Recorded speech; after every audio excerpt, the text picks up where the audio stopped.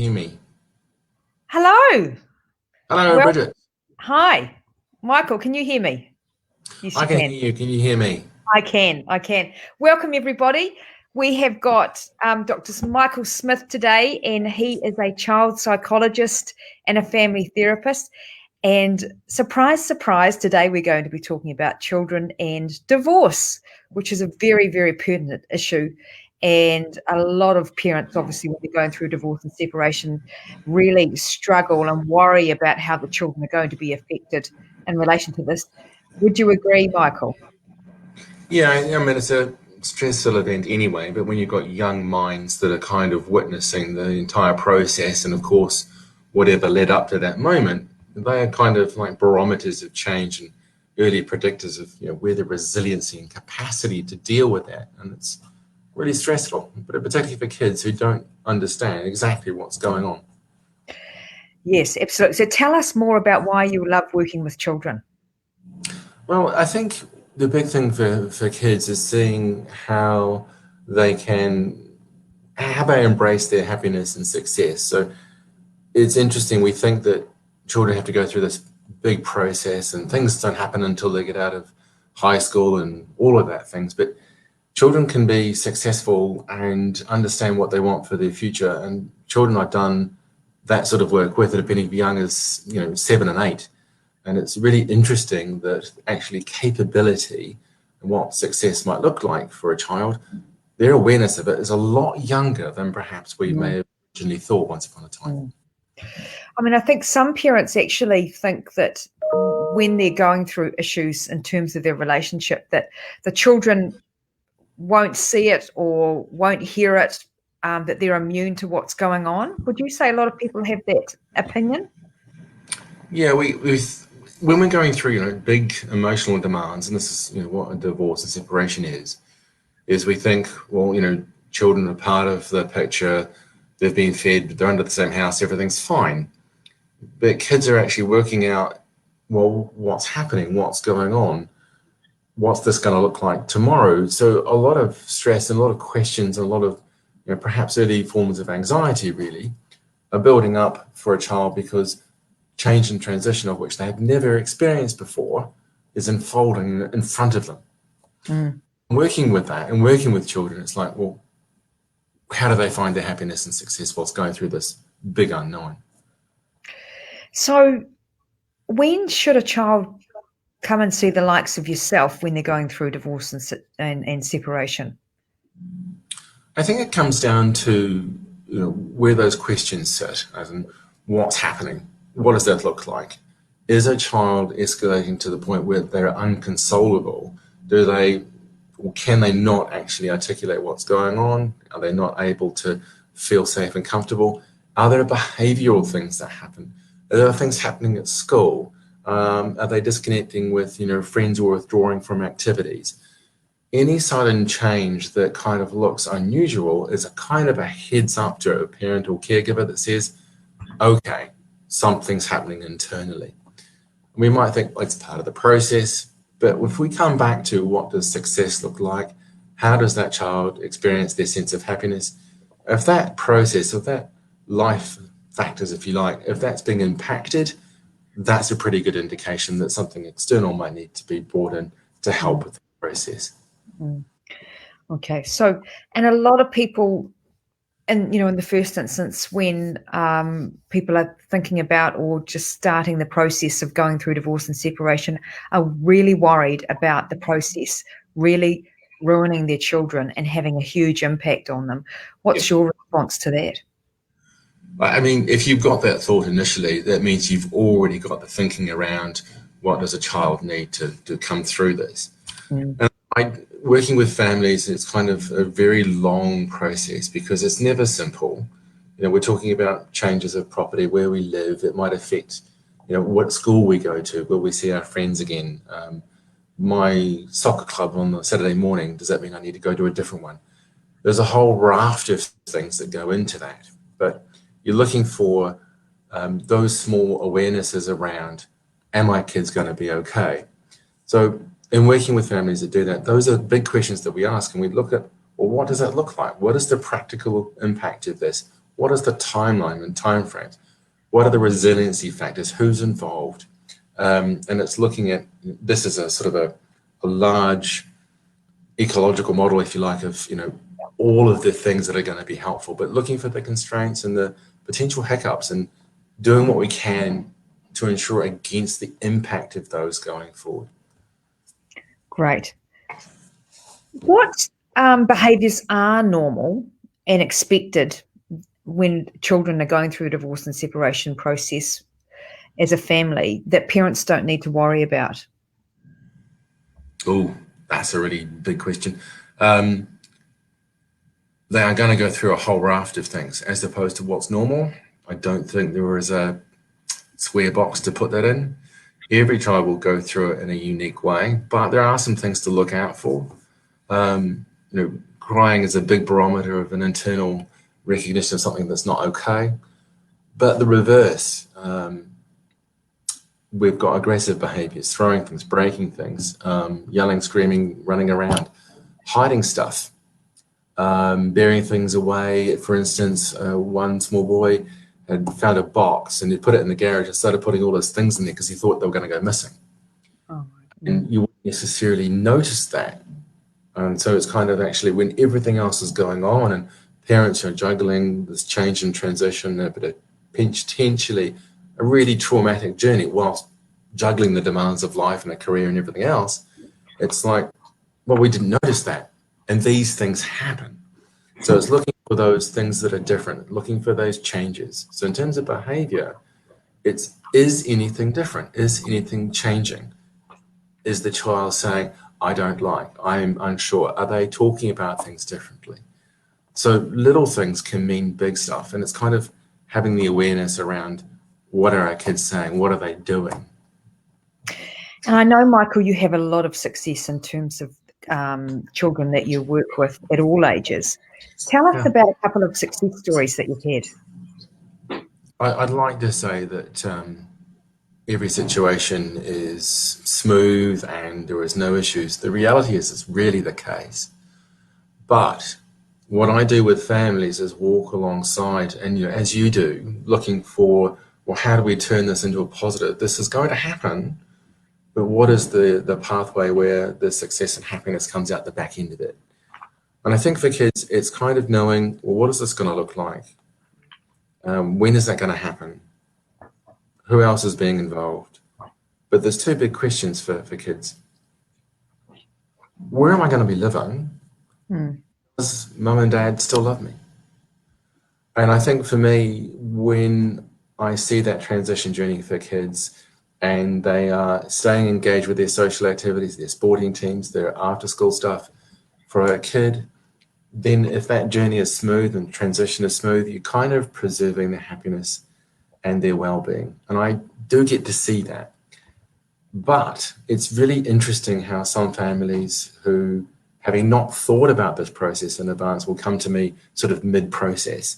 So there's a huge amount of grief and damage control done at the front end, which is, that costs time and money. And, I would say to people that if you're going through it, go through it in an informed way. Seek out both professionals and friends and family.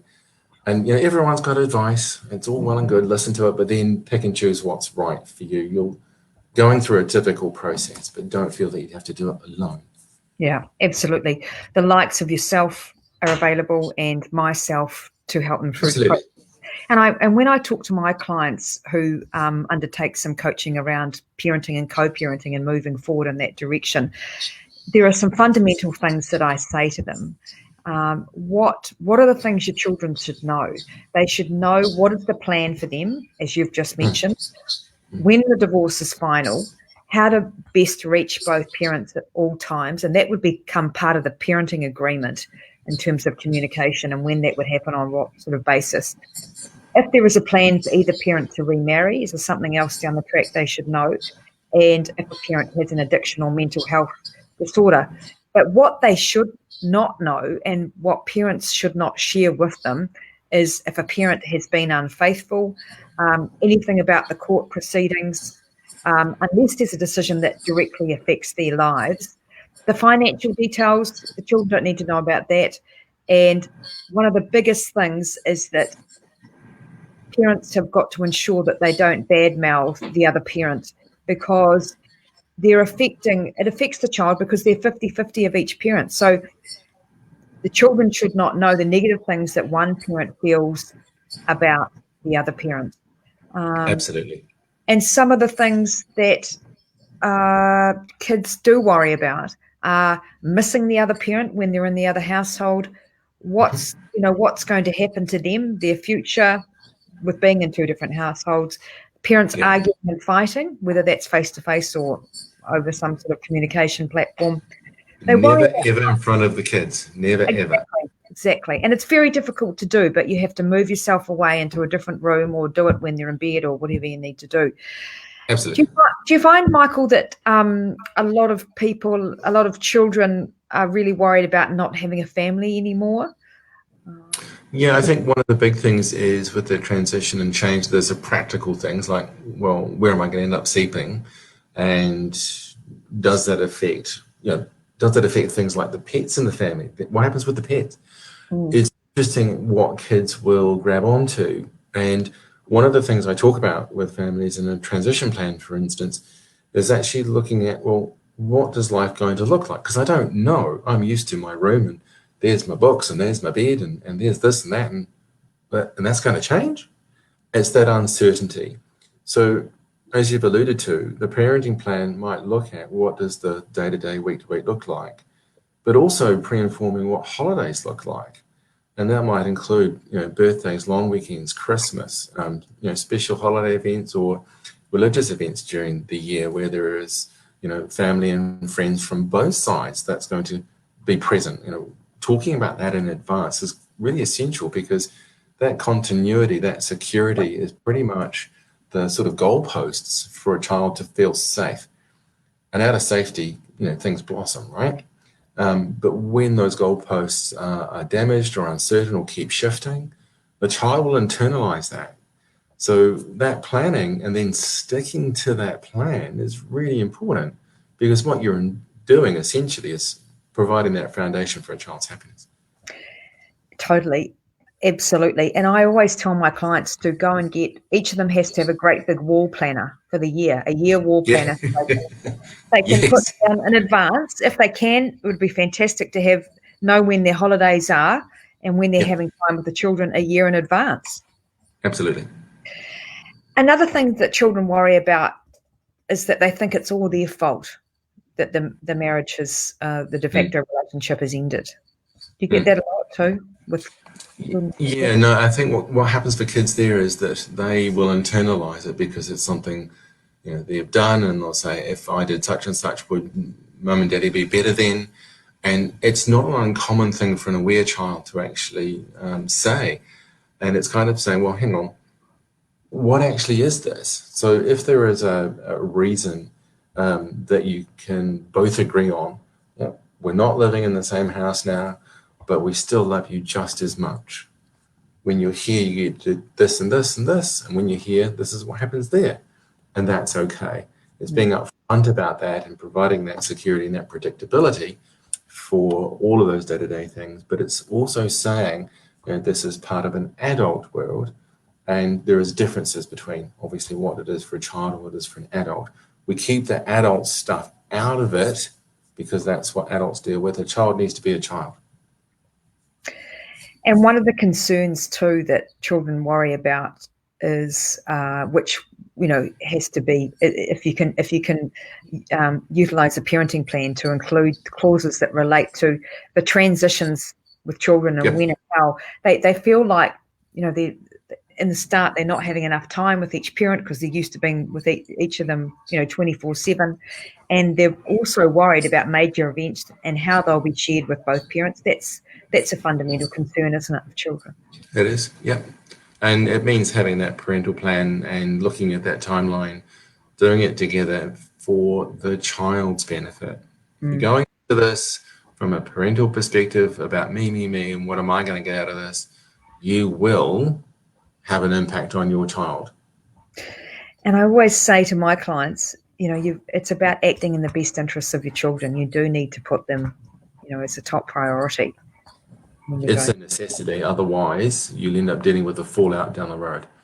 That's right. And a massive thing for children at all ages, particularly when they're sort of 5 years upwards, is managing their friends and activities. Now they're in a split family. Yes.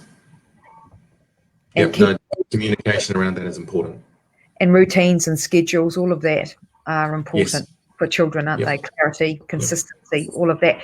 So, Michael, what's a couple of takeaways for our parents from today? I think don't be afraid to ask big questions. Don't be afraid to bring in outsiders to help. We want to kind of manage this and we want to show our strength. For me, one of the biggest signs of strength really is actually asking people for help and including them in that village idea, if you like. Because I like the analogy of, no child is brought up alone. Hey, we've got friends and family, we've got school, we've got our sport activities, our after school arrangements. All of those things contribute to my day-to-day that the child keeps saying.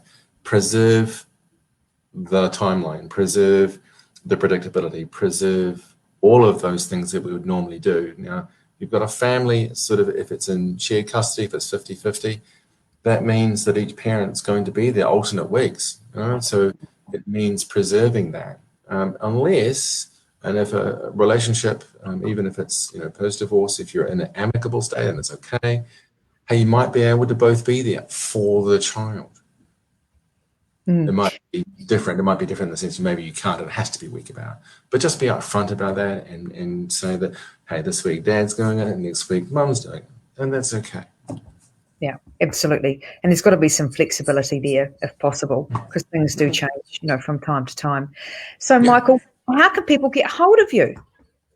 Well, you can get me through the website. That's attached to my name down there, mypsychology.com. That's probably the easiest way as a contact form. But I mean, if people are reading, if they're watching this, they've got your contact details as well. You can go through Facebook. Pretty easy to get hold of either one of us. Whatever means. Yeah, I'll put your details up on this link anyway. Well, thank you, Michael, for enlightening us about children and divorce, because unfortunately they are in the middle of it. And if people are able to be amicable and work together as co-parents, it just ensures a really positive future for them and for their children. Yep, absolutely. Thanks everyone for joining us. We'll be back next month, won't we, Michael, for another Facebook Live. Fantastic. Bye, everybody. Bye.